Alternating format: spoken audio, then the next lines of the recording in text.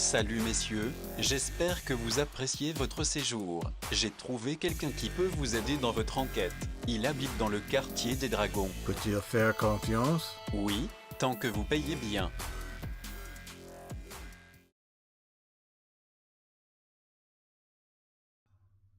Welcome back, ladies and gentlemen, yet again. If this is your first time, it's really not as bad here as you've heard. For the more complex among you, it's time to play. Ah, the joys of public domain. What better way to keep your television show within budget than to reference characters you don't have to pay a dime for? I hear the younger viewers out there asking, what is this public domain you speak of? It's when a copyright runs out and then anyone can use the work in their own creations. Unlike the movie version of Alice in Wonderland, the sun will go dark before Disney lets their copyrights lapse. Our story begins with Dr. McCoy and Sulu scouting out a planet for a possible shore leave. Okay, it actually begins with that back rub scene. Let the fan fiction begin. McCoy then spots those copyright-free characters, and some dollars are saved. After Spock tricks Kirk into accepting shore leave, which pleases him no end, he and Yeoman Barrows beam down. Barrows is played by Emily Banks, who previously had been Miss Rheingold. Rheingold beer was one of New York State's leading brands and had some very high-profile spokespersons. It went out of business in the 1970s. Some other members of the crew are on hand as well, such as Rodriguez and Martine. Crewman Martine seems to have been the grieving bride from Balance of Terror, but she seems much better now. She would have one more appearance on TOS in the final episode, Turnabout Intruder, as a seemingly different character. Lieutenant Rodriguez is played by Perry Lopez, perhaps best well known for his appearance in Chinatown. Kirk initially doesn't believe McCoy's rabbit story, but after tracks are found, the search is on. Kirk relates a story about being picked on in the Academy, a story that is at odds with the portrayal of Kirk in the recent reboots.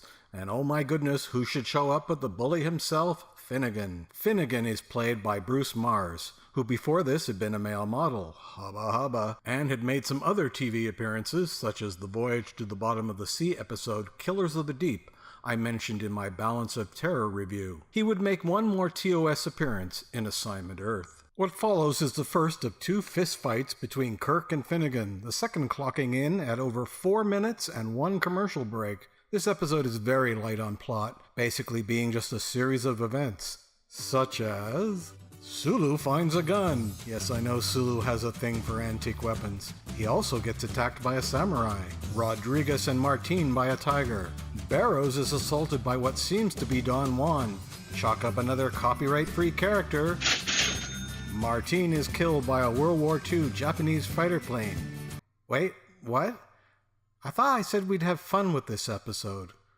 Kirk does have a lighter moment when, smelling a flower, a memory is awoken, and his old love, Ruth, magically appears. Ruth is played by Shirley Bond. She had done some modeling in the 1950s and appeared in the 1960-61 sitcom My Sister Eileen. Is Ruth the little blonde lab technician that Kirk almost married, mentioned in the second pilot? We'll never know, but it does add a rare bit of character development in this episode. That and the fact that McCoy and Barrows seem to have a thing for each other. Of course, it'll be totally forgotten for the rest of the series. So when they come across a fairy princess costume, it's time for a little harmless role play until, oh no, McCoy is lanced to death by a knight in shining armor. Vacation-hating Spock does eventually come down to the planet as well, due to the minor plot point of there being some sort of energy source on the surface draining the Enterprise. But this is really not given much importance. Finally, Kirk suspects something might not be quite right with the place and gathers the survivors together. So you managed to get your shirt off? Personally, I would have left once Sulu found that gun, but that's just me.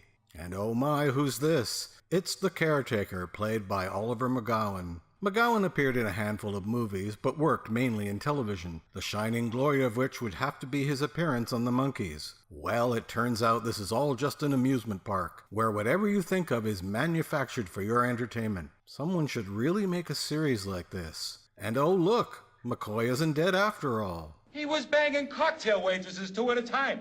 This episode is not the best of TOS, and tonally it's all over the place. Part of its appeal is that it was made mainly on location, at a park north of Los Angeles called Africa USA, and at the Vasquez Rocks, now forever associated with TOS. This episode was mentioned in a well-known review of Star Trek and TV Guide in early 1967 by Cleveland Amory. "I need every crewman alert," Kirk said. "Face front, don't talk, don't think, don't breathe."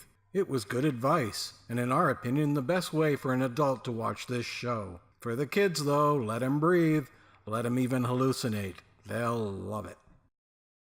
Oh, and my favorite mistake is on a planet they specifically say has no animals or insects.